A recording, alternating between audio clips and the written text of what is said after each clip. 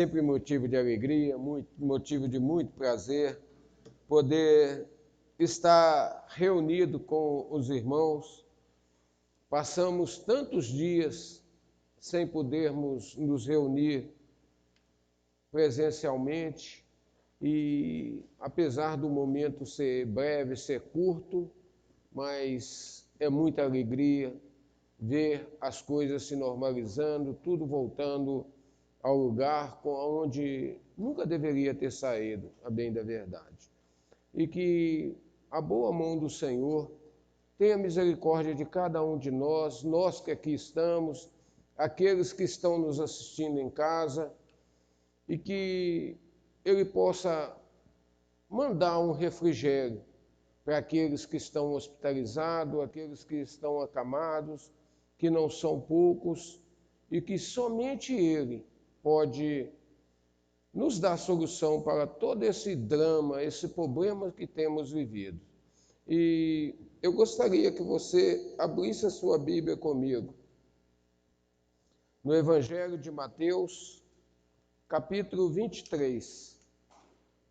Evangelho de Mateus, capítulo 23, do versículo 1 ao 8.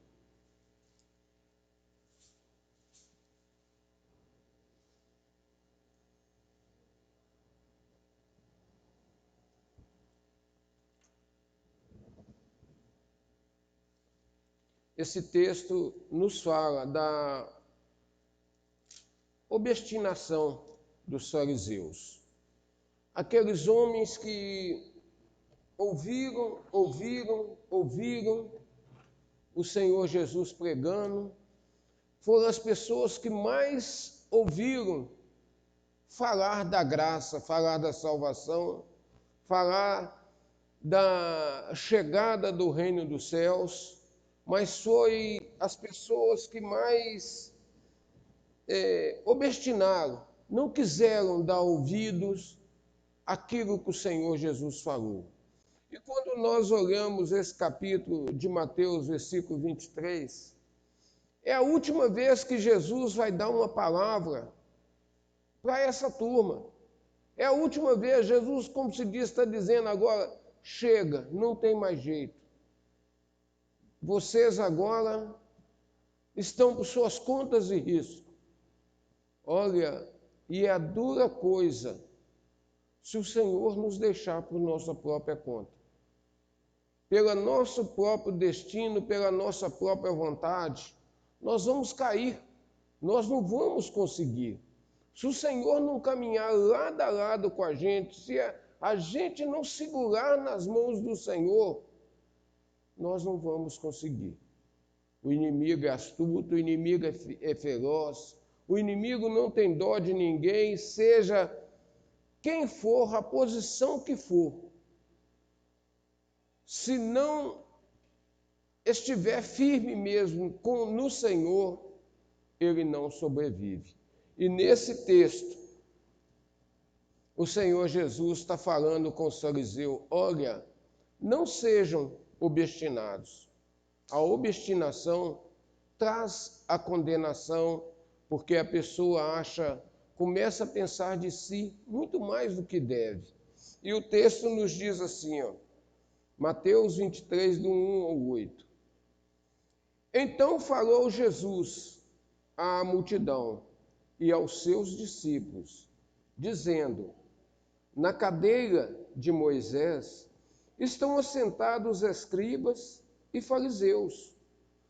Todas as coisas, pois, que vos disserem que observeis, observai-as e fazei-as, mas não procedais em conformidade com as suas obras, porque dizem e não fazem, pois atam fardos pesados e difíceis de suportar e os põem aos ombros dos homens. Eles, porém, nem com o dedo querem movê-lo. Fazem todas as obras a fim de serem vistos pelos homens, pois trazem largos filactérios e alargam as franjas das suas vestes. e amam os primeiros lugares na ceia e as primeiras cadeiras na sinagoga, e as saudações nas praças, e o serem chamado pelos homens, Rabi, Rabi.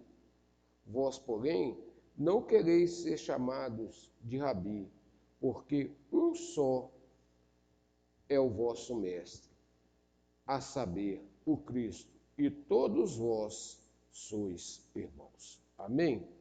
Querido Deus e amado Pai, Senhor, nós te louvamos pela tua palavra, nós te agradecemos, ó Pai, por essa oportunidade que o Senhor nos concede de aqui estar, para aprendermos um pouquinho mais da tua palavra. Fala, Senhor, conosco, que o teu Santo Espírito abra o nosso entendimento, a nossa compreensão, a nossa mente, e nos dê, ó Pai, sabedoria para estarmos, Senhor, compreendendo e colocando em prática a tua palavra nas nossas vidas, nos nossos lares, e falando dela também, ó Pai, para aqueles que o Senhor colocar em nosso caminho. Ajuda-nos, Senhor, nas nossas fragilidades, nas nossas poucas forças. Abençoe, ó Pai, o teu povo, guarda, livra, Senhor, de todo esse mal que aí se encontra. Ensina-nos, Senhor, a ouvir a tua palavra, a termos, ó Pai, somente o Senhor como o nosso mestre, o nosso ajudador, aquele que vai à nossa frente em todas as lutas, em todas as batalhas, e que nos garante, ó Pai, a vida eterna. Pai, eu te louvo, eu te glorifico, Senhor, por tudo, e peço, ó Pai, a tua bênção sobre a tua igreja, sobre os teus servos, sobre os teus filhos, sobre todos aqueles, ó Pai, que têm temido e tremido diante do Senhor. Abençoe, ó Pai, a tua igreja, é o que eu te peço, no nome do Senhor Jesus. Amém? Poder sentar. Feito eu falei no início, esse texto vai nos mostrar Jesus irritado, Jesus nervoso com aqueles homens, com os fariseus. E aqui Jesus vai fazer a sua última palavra sobre eles. Daí em diante, Jesus não vai mais falar dos fariseus. E Jesus vai dar uma palavra sobre eles, uma contínua e severa condenação. Quando Jesus está falando assim, olha, há uma condenação. Vocês conhecem a palavra. Vocês assentaram na cadeira de Moisés. Vocês conhecem tudo que Moisés ensinou e vocês são responsáveis de repassar os ensinamentos de Moisés. Mas vocês não estão passando como deveriam passar. Vocês estão ensinando a palavra de Deus, colocando fardo sobre fardo, coisas que vocês mesmos não conseguem cumprir. Vocês querem que os outros cumpram e condena as pessoas, porque elas não conseguem cumprir o que vocês querem. Na cadeira de Moisés se assentaram. Ao admitir isso, que aqueles homens se assentaram na cadeira de Moisés, Jesus admitiu isso e os critica pelas suas péssimas administrações dos deveres sagrados que lhe foram confiados. Quando nós olhamos, aqueles homens conheciam toda a palavra de Deus, eles conheciam todos os preceitos, mas eles começaram a fazer adaptações na palavra, adaptações às quais eles olhavam mais o sacrifício se tornou mais importante, a pessoa sacrificar, e eles mesmos agora já não tinham mais misericórdia nenhuma. Eles assentaram na cadeira de Moisés. Jesus não está dizendo que eles não assentaram. Eles sabem tudo. ouça-os. Ouça tudo o que eles falam, eles falam correto. Mas observe o que eles fazem. O que eles fazem não condiz com o que eles conhecem, que eles sabem. E quando nós olhamos isso, nós somos obrigados a voltar um pouquinho atrás. Abra suas Bíblias comigo no livro de Levíticos, capítulo 10.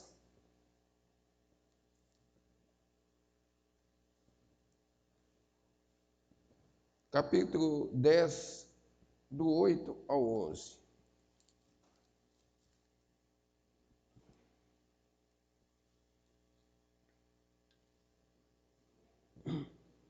Levíticos, capítulo 10, do 8 ao 11. Eles conheciam todas as ordenanças, mas quando chegava a hora, eles não agiam da maneira que deveria agir. A Bíblia diz assim: e falou o Senhor a Arão, dizendo: não bebereis vinho, nem bebidas fortes, nem tu, nem teus filhos contigo, quando entrardes na tenda da congregação, para que não morrais. Estatuto perpétuo será isso entre as vossas gerações. E para fazer diferença entre o santo e o profano, entre o imundo e o limpo, e para ensinar aos filhos de Israel todos os estatutos que o Senhor lhes tem falado por meio de Moisés. Aqueles homens tinham uma grande responsabilidade.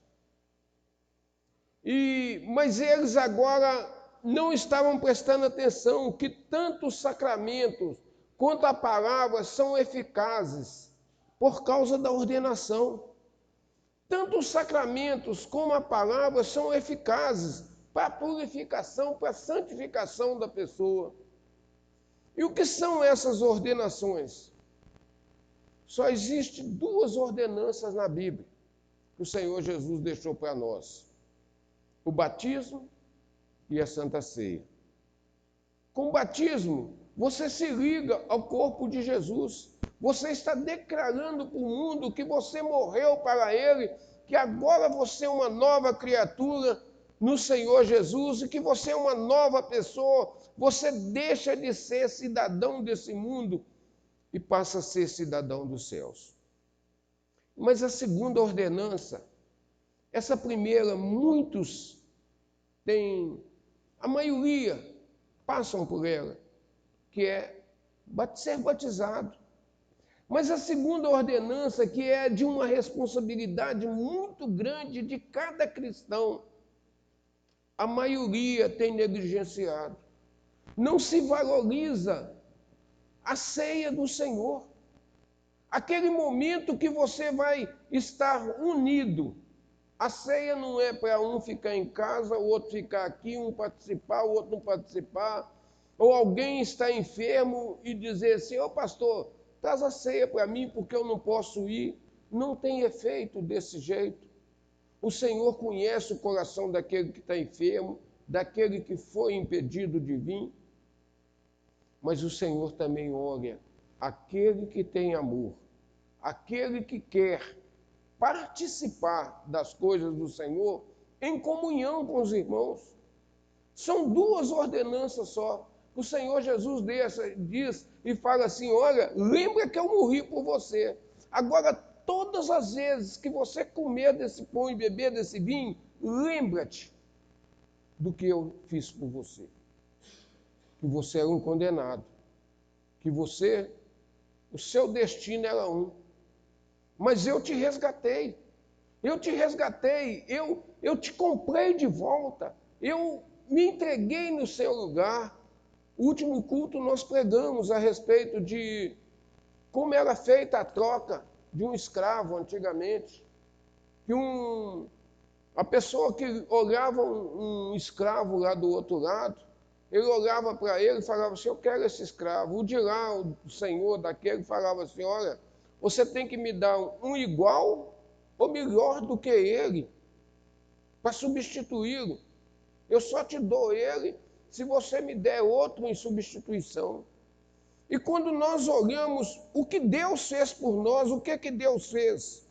Ele nos resgatou, nós éramos escravos, nós estávamos perdidos, sem esperança, caminhando a passos largos para o inferno. O que Deus fez? Deus deu o seu Filho em troca de cada um de nós. E a única ordenança que o Senhor deixou para cada um de nós foi essa: olha, é o batismo, que é o sinal da aliança, que substituiu a circuncisão, e a ceia, que substitui a Páscoa. Aonde nós temos visto tantas pessoas que professam ser cristão, que professam conhecer a palavra de Deus, mas no dia da Páscoa feito teve aí, foi tanto coelhinho que nós vimos enviado. Quantos coelhinhos foram enviados, quantos ovos de Páscoa trocados. Não justifica entender o que foi todo aquele sacrifício, tudo aquilo, toda essa ordenança, é nós pararmos um pouquinho, que está escrito lá no Êxodo, o que foi? O povo era escravo, 430 anos. Deus tira aquele povo dali com mão forte. Deus vai lá e resgata aquele povo e fala assim: olha, esse vos será o mês de Abide. Esse vos será o primeiro mês do ano. Hoje é dia 1º, vocês vão contar de hoje até dia 10. Por que o mundo, será por que o mundo diz que dia 1º de abril é o dia da mentira? Será por quê?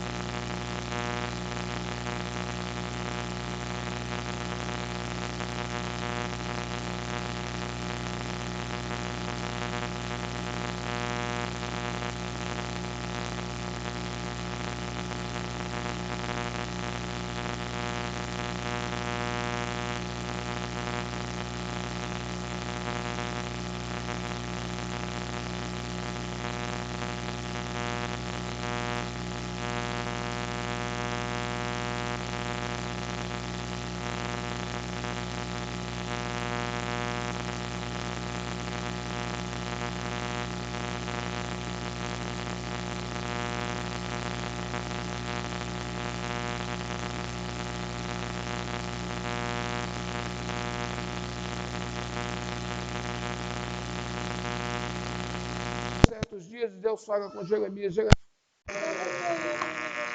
vai lá na beirada do rio, enterra esse cinto. Jeremias saiu, foi lá e enterrou o cinto. Depois Deus vira para Jeremias e fala assim, agora vai lá e busca o cinto, Jeremias. Quando Jeremias foi lá pegar o cinto estava podre. Deus fala assim, assim é o meu povo. Enquanto eles estavam junto comigo, eles tinham utilidade, eles estavam juntos, eles não se estragaram, eles não se corromperam, mas quando afasta, quando arreta, a corrupção vem. A corrupção vem, cegando os olhos, é o objetivo, é o trabalho do inimigo. É primeiro cegar, é primeiro separar, é primeiro tirar. Olha, é o único animal que não fica junto quando está doente é a ovelha. A pessoa que cria ovelha pode ter 1000 ovelhas. Se uma adoecer, ela larga o bando e vai ficar sozinha. Ela vai procurar um lugar para morrer. Assim é o ser humano. Quando ele começa a afastar do calor dos outros, ele está morrendo. Ele está morrendo e não está percebendo. Ele cada dia vai se tornando mais frio, cada dia o coração vai se endurecendo cada dia mais ele não quer ouvir, mas eu já ouvi tanto, eu já vi falar tanto disso. E esquece que a palavra de Deus se renova a cada dia, a cada instante, e é necessário cada dia ouvirmos um pouquinho da porção da palavra de Deus, pararmos, meditarmos, reunirmos em oração, em clamor, pelas nossas famílias, pelos nossos filhos que aí estão chegando. O que vamos deixar de legado para a próxima geração? O que nós vamos deixar de valor para essa turminha que aí está chegando? Quais os valores que eles terão da palavra de Deus? Qual o entendimento eles vão ter se a nossa geração não quer parar para estudar, para pesquisar, para tirar um tempinho para ler, comparar texto com texto, ver, pedir orientação do Espírito Santo? Me mostra aqui o que você quer falar comigo aqui. Jesus falou assim, olha, eu vou para o Pai, mas vocês não... Eu vou enviar um Consolador. Ele vai trazer à memória tudo aquilo que eu já vos ensinei. Então, tudo que o Senhor Jesus tem para nos...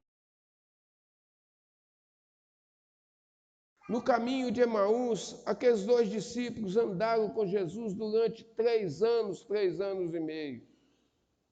Mas, de repente, e o Senhor Jesus começa a andar junto com eles. E, em dados momentos, Jesus pergunta para eles, o que vocês estão conversando aí? De que vocês estão falando? E eles vão falar assim, olha, só você não sabe. Há 3 dias morreu um grande homem, um profeta. Só você não sabe? Só você não sabe que Jesus, o Cristo, morreu, acabou as nossas esperanças. Nós estamos vivendo, meus irmãos, os dias, como aqueles dias daqueles 2 homens a caminho de Emaús. A nossa visão, os nossos sonhos se acabaram. Estamos voltando para as nossas casas para ficar enclausurado dentro de casa, sem esperança, sem confiança. Temos um Jesus, sabemos que ele está vivo, mas o estamos considerando como se ele estivesse morto, que ele estivesse pregado naquele madeiro e que não pode fazer nada por ninguém. Jesus é pessoal. Se você buscar, você o acha. Se você clamar, ele vai te ouvir. Se você buscar, ele vai te responder. Ele não é Deus de feito. Ele é o Senhor, ele é o Salvador, ele é o autor, ele é o consumador das nossas vidas. Busque ao Senhor, Busca o Senhor enquanto é tempo.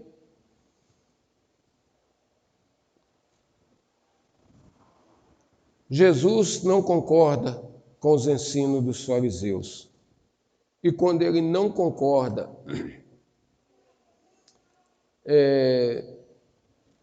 Jesus defende que, enquanto a interpretação deles for incorreta, a palavra de Deus, o seu ensino deve ser seguido. E, ao mesmo tempo, Jesus adverte contra a hipocrisia deles. Duas verdades. Jesus está falando duas coisas ali ao mesmo tempo. Olha, ouça o que eles falam, mas não façam o que eles fazem. Observem, preste atenção. E é mesmo assim, é nos nossos dias de hoje.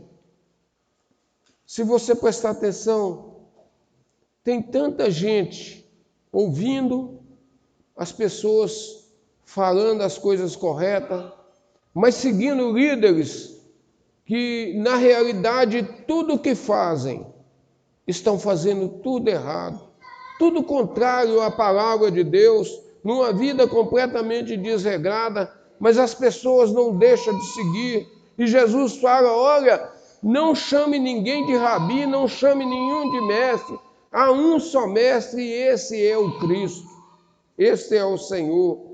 Jesus os adverte, aqueles que atam fardos pesados sobre vós, Jesus vai adverti-los. A paz de Deus, a paz do Senhor,